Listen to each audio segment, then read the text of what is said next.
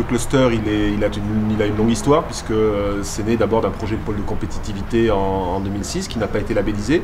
Et puis, je dirais qu'il était quand même le signe d'une volonté de l'ensemble de la filière vitivinicole en Aquitaine, de se fédérer autour des problématiques de recherche, développement et innovation. Donc ça, c'est une volonté qui ne date pas d'aujourd'hui, puisqu'il y a eu ce projet de pôle de compétitivité.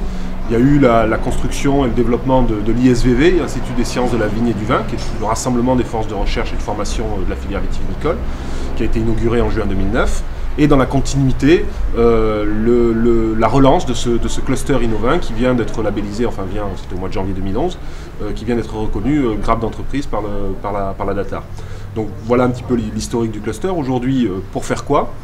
Je dirais deux grands types de missions. Un, c'est de l'ingénierie de projet, c'est-à-dire qu'il s'agit d'initier, détecter, susciter, mettre en place, suivre, faire financer des projets innovants et collaboratifs au sein de la filière vitivinicole. Alors collaboratifs entre qui et qui? Entre des centres techniques, des instituts de recherche et des entreprises de la filière. Entreprises prises au sens large, c'est très important. Éventuellement des viticulteurs, des négociants, le cœur de la filière, mais aussi surtout toutes les entreprises fournisseurs, toutes les entreprises qui travaillent autour, depuis le pépiniériste jusqu'à la start-up qui développe des applis mobiles, en passant par le tonnelier, le fabricant de matériel agricole, etc., etc. Donc une ingénierie de projet, et puis de l'autre côté, pour alimenter cette machine à projet, je dirais, il faut avoir un réseau d'entreprises innovantes, et ça c'est la deuxième grande mission d'Innovin, c'est d'animer un réseau d'entreprises innovantes.